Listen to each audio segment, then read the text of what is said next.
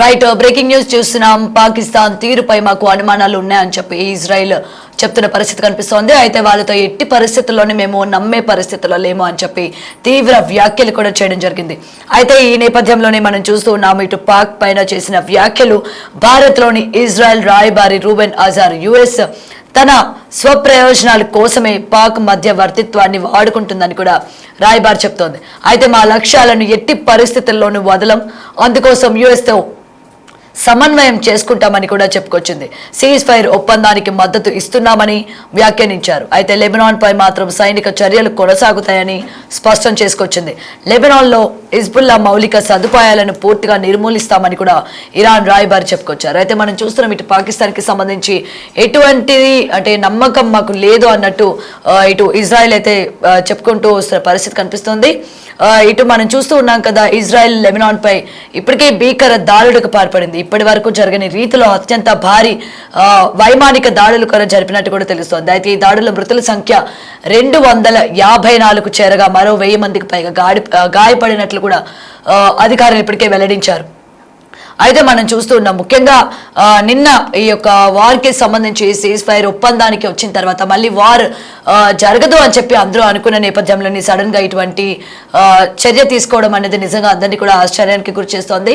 మరి దీని గురించి తెలుసుకుందాం. పూర్తి సమాచారం అందజేయడానికి మా associate editor Ramdas phone in లో ఉన్నారు. రైట్ రామ్దాస్, అయితే ఇప్పటికే ఇజ్రాయెల్ చేస్తున్న వ్యాఖ్యలు మనం ఏ విధంగా చూడాలి? ముఖ్యంగా పాక్ కి సంబంధించి మేము అసలు నమ్మకం పెట్టుకోవాలనుకోవట్లేదు, వాళ్ళు మొత్తం కూడా వాళ్ళు చేస్తున్న మాటలు కావచ్చు, లేకపోతే వాళ్ళు ప్రవర్తిస్తున్న తీరు కావచ్చు, నమ్మే విధంగా లేదు అని చెప్పి ఇవాళ ఇజ్రాయెల్ చేస్తున్న వ్యాఖ్యలు మనం ఏ విధంగా చూడొచ్చు అంటారు రామ్దాస్?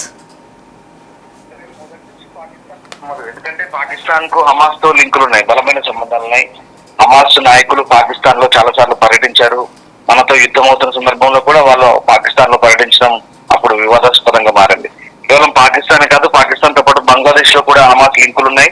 అక్కడ నేతలందరితో కూడా సత్సంబంధాలు ఉన్నాయి. దీంతో ఇజ్రాయెల్ మొదటి నుంచి కూడా వ్యతిరేకిస్తుంది. గత జనవరిలో కూడా ఇజ్రాయెల్ ఎన్వై రూబెన్ అజార్ ఇదివరకే ఖండించాడు. ఇప్పుడు తాజాగా కూడా మళ్ళీ అదే పరిస్థితి. ఖచ్చితంగా ఎట్టి పరిస్థితుల్లో తాము పాకిస్తాన్ నమ్మమంటూ చెప్తున్నారు. అలాగే ఇప్పుడు పాకిస్తాన్ కూడా చెప్తున్న మాటలు, ఇజ్రాయెల్ చెప్తున్న మాటలు చాలా భిన్నంగా ఉన్నాయి సీజ్ ఫైర్ గురించి. పాకిస్తాన్ ప్రధాని షరీఫ్ ఏమో సీజ్ ఫైర్ ఒప్పందంలో లెబనాన్ కూడా ఉంది అంటూ ఆయన చెప్తుంటే, నెతన్యాహు మాత్రం అసలు లెబనాన్ ప్రస్తావన అందులో లేదు, లెబనాన్ సంబంధం లేకుండా ఈ సీజ్ ఫైర్ కొనసాగుతుంది. సో దాంతో మేము ఈ దాడులు కొనసాగిస్తాం. హెజ్బుల్లాను ఎక్కడున్న హెజ్బుల్లా సంబంధించినటువంటి లాంచ్ ప్యాడ్లు కానీ ఇక్కడ వాళ్ళకి సంబంధించిన స్థావరాలు ఎక్కడన్నా మేము దాడులు చేస్తా ఉన్నారు. అందుకు తగ్గట్టుగానే ఇప్పుడు భీకర దాడులు కొనసాగుతున్న పరిస్థితి మనకు కనబడతా ఉంది. ఇక్కడ అమెరికా కేవలం పాకిస్తాన్ ఒక పోస్ట్ మ్యాన్ లాగా, ఒక కొరియర్ లాగా మాత్రమే వాడుకుంటుంది అనేది మనకు చాలా క్లియర్ గా అర్థమవుతుంది. ఈ మధ్యవర్తిత్వం వహించినటువంటి పాకిస్తాన్ ఎక్కడ దానికి అంటే క్రెడిట్ క్రైసిస్ కొట్టేద్దామని చూస్తుంది. కానీ ఓవరాల్ గా దీని వెంట చైనా ఉందనేది క్లియర్ గా అందరికి తెలుసు. ట్రంప్ కూడా ఒప్పుకున్నారు. రేపు ఇస్లామాబాద్ లో జరగబోయే చర్చల సంబంధించి కూడా ఇదే ప్రతిష్టమన కొనసాగుతుందా, ఏం జరగబోతుంది అనేది ఇంకా మనకు తెలియాల్సింది. బట్ ఇక్కడ ఇజ్రాయెల్ అయితే ఎక్కడ నమ్మట్లేదు. అలాగే ఇక్కడ పాకిస్తాన్ అంటే ప్రధానంగా ఇక్కడ తుర్కీ లాంటి దేశాలతో కలిసి వాళ్ళు ఖతర్ కావచ్చు, తుర్కీ ఇట్లాంటి దేశాలతో చాలా సమస్యాత్మకంగా హమాస్ తో కుదుర్చుకున్నటువంటి ఒప్పందం గురించి ప్రస్తావన కూడా తెచ్చారు. ఇరాన్ లో తాము అనుకున్న లక్ష్యాలు సాధించేందుకైతే ఇక్కడ అమెరికాతో సమన్వయంతో ముందుకు సాగుతున్నాం తప్ప మాకు హమాస్ విషయంలో లెబనాన్ దగ్గర ఉన్నటువంటి వాళ్ళ స్థావరాలను ఎట్టి పరిస్థితుల్లో వదలమంటూ చెప్తున్న పరిస్థితి కనబడుతుంది. కానీ సీజ్ ఫైర్ మాత్రం వీళ్ళు స్వాగతిస్తున్నారు. ఇక ఈ తాత్కాలిక కాల్పుల విరమణ ఒప్పందానికి మద్దతు అయితే చెప్తున్నప్పుడు కూడా లెబనాన్ మాత్రం ఆ సైనిక చర్యలు కొనసాగుతాయంటూ వాళ్ళు నొక్కి చెప్తున్న పరిస్థితి కనబడుతుంది. సో ఆ రకంగా ఇరాన్ పై జరిపినటువంటి ఆపరేషన్ కు లెబనాన్ కి అయితే ఎట్లాంటి సంబంధం లేదంటారు. ఇక్కడ సదరన్ లెబనాన్ విషయంలో హెజ్బుల్లా స్థావరాలు ఎక్కడైతే ఉన్నాయో వాటన్నిటి కూడా పూర్తిగా నిర్మూలించడమే వాళ్ళ టార్గెట్ అంటూ, అంతేకాదు ఒక బాధ్యతగా కూడా చెప్తున్నారు. ఇప్పటికే దాన్ని 30% ఆక్రమించుకున్నారు, అదంతా బఫర్ జోన్ గా ప్రకటించుకున్నారు. అక్కడ నుంచి సదరన్ టు నార్థన్ వెళ్లే దారిలో బ్రిడ్జిలు కూడా పిలిచివేశారు. టైర్ వంటి నగరాలు, అలాగే బీరూట్, దాంతో పాటు ఇంకా చాలా నగరాలన్నీ కూడా బీభత్సంగా విధ్వంసం కొనసాగుతుంది. నిన్న 1982 తర్వాత అంత భీకరమైన దాడులు ఒకేసారి నిన్న 10 నిమిషాల వ్యవధిలో వందలాది బాంబులు అక్కడ జారవిడ్చారు. దీంతో 254 మంది పైగా గాయపడ్డారు. 1000 మంది పైగా 254 మంది చనిపోయారు, 1000 మంది పైగా గాయపడ్డారు. సో ఇంకా మృతుల సంఖ్య పెరిగొచ్చి దాదాపు 300 పైనే ఉంటుంది. సో ఆ రకంగా ప్రస్తుతం ఉన్న పరిస్థితి పరిస్థితుల్లో ఎక్కడ ఇది ఇటు కొనసాగుతుంది ఎస్కలేషన్స్, మరోవైపు అటు పాకిస్తాన్ చేసినటువంటి మీడియేషన్ ఇక్కడ ఇజ్రాయెల్ నమ్మట్లేదు. బట్ ఇక్కడ అమెరికా మాత్రమే తన సొంత ప్రయోజనాల కోసం పాకిస్తాన్ వాడుకుంటుందనేది మరోసారి స్పష్టమవుతుంది. బట్ ఇజ్రాయెల్ ఎక్కడ పాకిస్తాన్ విశ్వసించట్లేదు అనేది ఈ అజర్ రూబెన్ మాటల్లో ఇండియాలో ఉన్నటువంటి భారతదేశంలో ఉన్నటువంటి ఇజ్రాయెల్ రాయబారి అజర్ రూబెన్ మరోసారి పాకిస్తాన్ విషయంలో క్లారిటీ ఇచ్చారు. గత జనవరిలో కూడా ఆయన ఇదే మాట మాట్లాడారు, ఇప్పుడు కూడా ఇదే మాట మాట్లాడారు. ముఖ్యంగా లష్కర్ ఏ తైబా, జైషే మహమ్మద్ లాంటి సంస్థల్ని అక్కడే వాళ్ళే ఐఎస్ఐతో కావచ్చు, అక్కడే ప్రభుత్వం వాళ్ళకి అండదండలు అందిస్తుంది, ప్రభుత్వ పెద్దలతో వాళ్ళు అంటకాగుతారు. కాబట్టి ఏకంగా అదొక టెర్రరిస్టులను తయారు చేసే కర్మకారమైనటువంటి పాకిస్తాన్ లాంటి దేశంతో తాము ఎక్కడ హమాస్ లో ముఖ్యంగా వాళ్ళు తిరుగుతారు కాబట్టి వాళ్ళని నమ్మము అని చెప్తున్నారు. సో ఈ సీజ్ ఫైర్ విషయంలో కూడా ఇక్కడ పాకిస్తాన్ ఇజ్రాయెల్ నమ్మేలా మనకు కనిపించట్లేదు. Right, thank you Ramdas.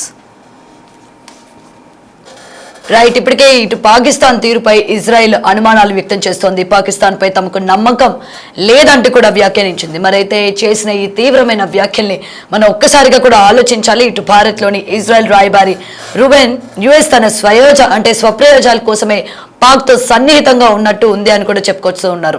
అయితే మధ్యవర్తిత్వాన్ని వాడుకుంటున్న రాయబారి మా లక్ష్యాలను ఎట్టి పరిస్థితుల్లోనూ వదలమని కూడా చెప్తున్నారు. అందుకోసం యుఎస్ఏతో సమన్వయం చేసుకుంటాం, సీజ్ ఫైర్ ఒప్పందానికి మద్దతు ఇస్తున్నామని కూడా వ్యాఖ్యానించారు.